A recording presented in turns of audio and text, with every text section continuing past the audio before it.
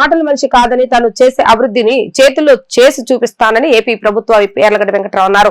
తేలప్రోలులో 357 మందికి, ఉంగుటూరు మండలంలో 1973 మందికి, బాపులపాడు మండలంలో 2074 మందికి ఈ పథకం అమలు చేస్తున్నట్లుగా వెల్లడించారు. ఎంతో క్రమశిక్షణ గల పార్టీ టీడీపీ పరువు దిగజారుస్తున్న ఎమ్మెల్యే తిరువూరు ఎమ్మెల్యే కొలుకుపూడి శ్రీనివాసరావు అని రాష్ట్ర ఆర్గానిక్ సర్టిఫికేషన్ అథారిటీ చైర్మన్ చావల దేవాదత్ ఆగ్రహాన్ని వ్యక్తం చేశారు. రాష్ట్రంలో ఏ ఎస్సీ నియోజకవర్గంలోనే లేని పరిస్థితులు తిరువూరు నియోజకవర్గంలో నెలకొన్నాయని అన్నారు. మేము గెలిపించుకున్న టీడీపీ ఎమ్మెల్యే కొలికిపూడి శ్రీనివాసరావు మాపైనే కక్ష సాధిస్తున్నాడని అన్నారు. టీడీపీ పరువు దిగజార్చేలాగా వ్యవహరిస్తున్నాడని అన్నారు. ఒక అసమర్థ వ్యక్తిని ఎమ్మెల్యేగా గెలిపించుకుంటున్నామంటున్న చావల దేవాదత్ తో మా ప్రతినిధి Likhitha face to face. Tiruvuru MLA Kolikipudi Srinivas మరో వివాదానికి తెరలేపారు. ఈ నేపథ్యంలో గత 3.5 సంవత్సరాలుగా తిరువూరు ఇన్ఛార్జిగా ఉన్న శవాల దేవదత్త మీద కూడా అనేక ఆరోపణలు కూడా చేశారు. ప్రస్తుతం మనతో ఆయన ఉన్నారు. ఆయన అడిగి తెలుస్తుంది. సార్ చెప్పండి, అసలు ఎలాంటి మీరు ఒక ఆడియో అనేది లీక్ చేశారు, అది అసలు ఎలా, మీరు దాంట్లో వాస్తవం ఏంటి సార్? అమ్మా, నేను ఆడియో లీక్ చేయలేదు. ఒక దుర్మార్గపు ఎమ్మెల్యే, ఒక దుర్బుద్ధితో ఉన్న ఎమ్మెల్యే కొలికిపూడి శ్రీనివాసరావు తను చేసే విధానాలను కప్పిపుచ్చుకోవడానికి, తను ప్రవర్తించే తప్పుడు విధానాల్ని దాన్ని కప్పిపుచ్చుకోవడానికి నాకు నా హాస్పిటల్ ప్రైవేట్ సిబ్బందితో జరిగిన ప్రైవేట్ సంభాషణని తను వక్రీకరించి మాట్లాడటం జరిగింది. సో దాంట్లో ఎమ్మెల్యే కొలికిపూడి శ్రీనివాసరావు నన్ను ఎదుర్కోలేక, అంతకుముందు కేసినేని శివనాథ్ చిన్ని గారిని ఎదుర్కోలేక, లేదంటే నాకు చిన్ని గారి మధ్య ఒక ప్రత్యేకమైన బంధం ఉంది, దాన్ని ఎలాగైనా, ఎందుకంటే కొలికిపూడి శ్రీనివాసరావు దగ్గర ఒక దుర్మార్గపు ఆలోచన ఉంది. నియోజకవర్గంలో నేను చూస్తుంటాను కదా, ఇద్దరు వ్యక్తుల మధ్య కులాల సంభాషణ తీసుకొచ్చి విద్వేషాలు పెంచుతాడు. ఇద్దరు వ్యక్తుల మధ్య కొన్ని సందర్భాలు, సన్నివేశాలు తీసుకొచ్చి ఆ వ్యక్తుల మధ్య గొడవలు సృష్టించే వ్యక్తి కొలికిపూడి శ్రీనివాసరావు. నాకైతే ఆ వీడియోని, ఆడియోని బయటికి తీసుకొచ్చి దాంట్లో కొలికిపూడి చేసిన రాజకీయ ఆరోపణలు చూస్తే ఒకటి, ఇది నాకేదో ఇబ్బందికరం అవ్వచ్చు, సో దేవదత్తుని చిన్ని గారి మధ్య ఆ బంధాన్ని ఎట్టయినా విడగొట్టాలి అన్న ఒక దుర్మార్గపు ఆలోచన అయినా ఉండొచ్చు, లేదంటే ఎంపీ కేసినేని శివనాథ్ చిన్ని గారిని ఎదుర్కోలేక దేవదత్తుని ఒక పావులా కూడా వాడుకునే ఉద్దేశం అయితే ప్రధానంగా అక్కడ కనపడుతుంది.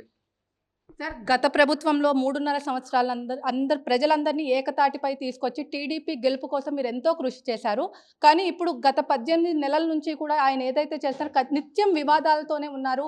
ప్రజల నుంచి ఎలాంటి ఇబ్బందులు మీరు ఎదుర్కొంటున్నారు, లేదంటే ఆయన నుంచి మీకు ఏమన్నా ఇబ్బంది ఏమన్నా? అమ్మ, మీరు చెప్పిన విషయం వాస్తవం.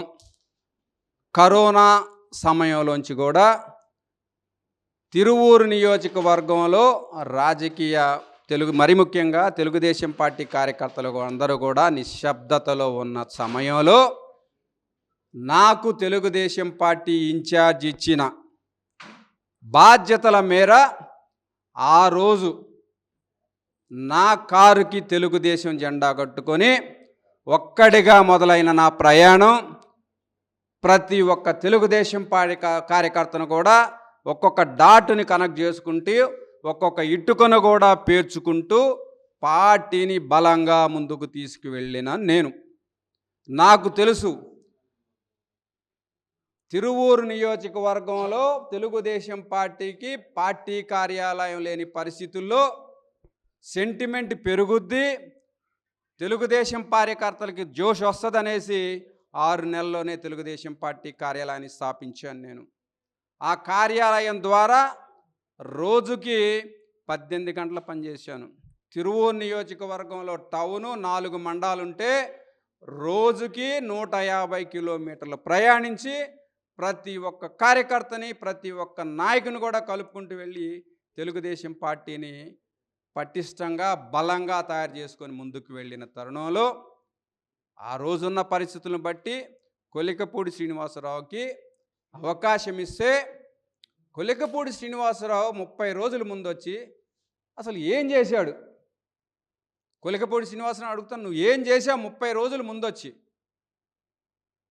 తెలుగుదేశం పార్టీ శ్రేణులంతా కూడా మా తెలుగుదేశం పార్టీని గెలిపించుకోవాలి, సైకిల్ని తిరువూరు నుంచి అమరావతికి పంపించాలి, చంద్రబాబు నాయుడు గారిని ముఖ్యమంత్రి చేసుకోవాలనేసి ఒక ధీమాతో నిన్ను గెలిపించి తిరువూరు నియోజకవర్గం తరపు నుంచి ప్రతినిధిగా నిన్ను చట్టసభల్లోకి పంపించారు. ఏం చేశాను గెలిచిన తర్వాత? 30 రోజుల్లో ఎలక్షన్ ముందు నీకు ఎలాగూ తెలియదు, అంత సమయం కూడా లేదు గ్రామాల గురించి తెలుసుకోవడానికి, గ్రామంలో ఉన్న కార్యకర్తల గురించి తెలుసుకోవడానికి, నాయకుల గురించి తెలుసుకోవడానికి అవకాశం లేదు. కానీ గెలిచిన తర్వాత బోళ్ళ సమయం ఉంది కదా. నువ్వు కొంతమంది సీనియర్ నాయకులు ఏమన్నావు? నీ సేవలు అవసరం లేదు, నువ్వు పండుకో అన్నావు. ఇంకా మిగతా నాయకులు ఏ విధంగా దుర్భాషలాడావు నువ్వు? కేవలం ఇది కొల్లికపూడి తన వ్యక్తిత్వము, ఆయన క్యారెక్టరు, ఆయన మొనోయిజం, నేనే పార్టీ అంతా నేనే, బలమంతా నాదే. ఒక రకంగా చెప్పాలంటే చంద్రబాబు గారు ఎవరు అనే విధంగా కూడా కొలికపూడి ప్రవర్తనలు ఉన్నాయి. లోకేష్ బాబు గారు ఎవరు అని కూడా ఆయన ప్రవర్తనలు ఉన్నాయి.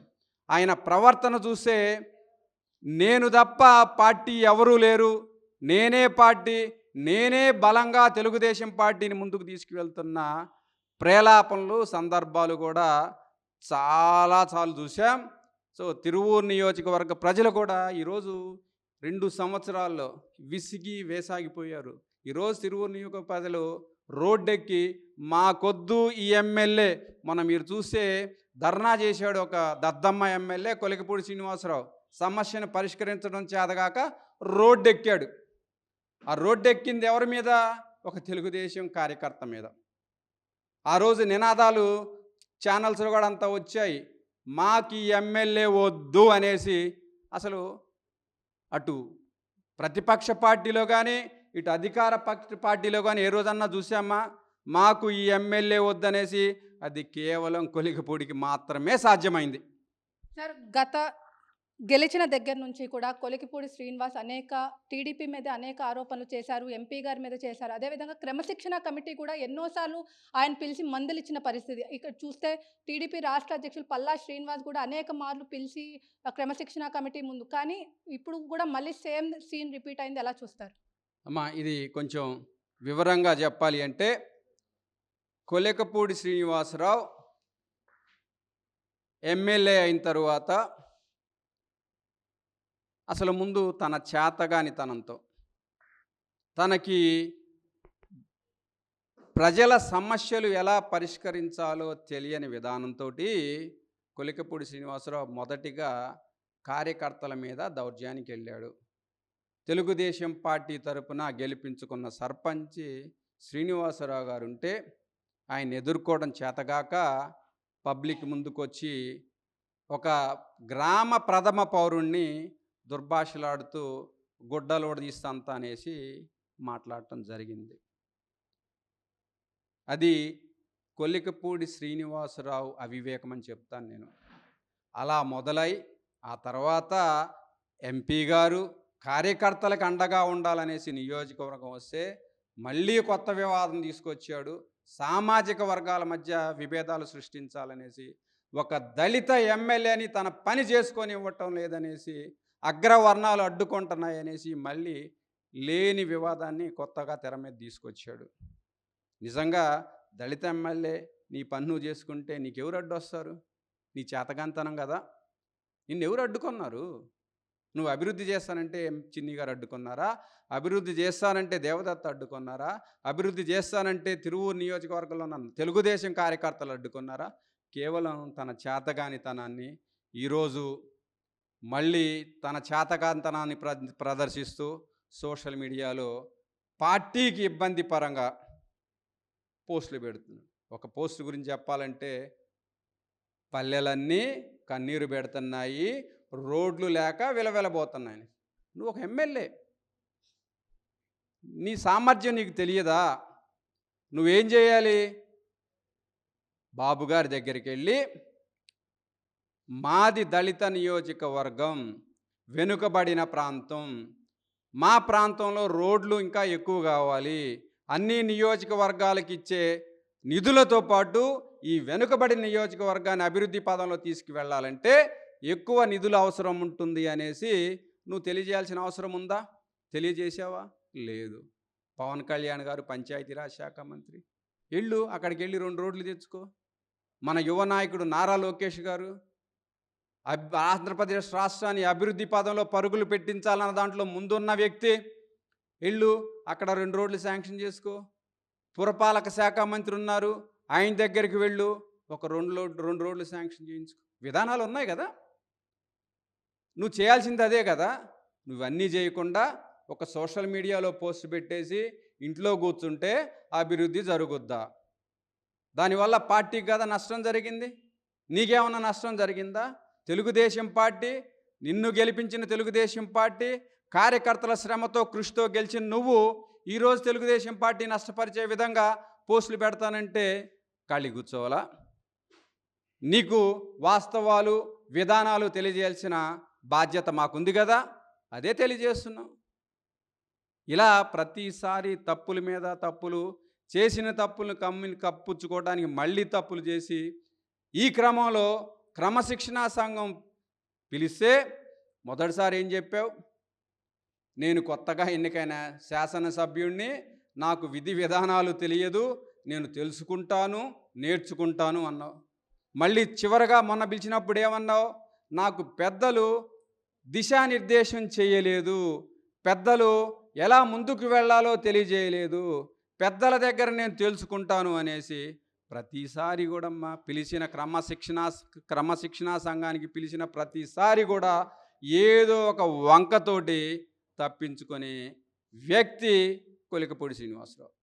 మొత్తం మీద చూసుకున్నట్లయితే ఇటు తిరువూరు ప్రజలు మొత్తం అందరూ కూడా మాకు వద్దు ఈ ఎమ్మెల్యే అంటూ కూడా రోడ్డు మీదకి వచ్చిన పరిస్థితి. అదేవిధంగా మొత్తం మీద చూసుకున్నట్లయితే ప్రజలు వైఫల్యం నేపథ్యంలోనే ఇటు కొలికిపూడి శ్రీనివాస్ కూడా ప్రవర్తిస్తున్నారు. ఖచ్చితంగా ఏదైతే క్రమశిక్షణ కమిటీ ముందు ఏదైతే ఉందో క్రమశిక్షణ కమిటీ ఖచ్చితంగా తను ఫస్ట్గా ఎన్నికైన ఎమ్మెల్యే అని కూడా అప్పుడు క్రమశిక్షణ కమిటీ ముందు చెప్పింది. పార్టీని నష్టపోయే విధానంగా ఏ విధంగా చేస్తే కనుక ఎవరూ చూస్తూ ఊరుకోరని చెప్పి కూడా ఇక్కడ దేవదత్ చెప్తున్న పరిస్థితి. ఇది ఇక్కడ ఉన్న పరిస్థితి. వీడియో జర్నలిస్ట్ అఖిల్తో లిఖిత, వి డిజిటల్ న్యూస్, విజయవాడ.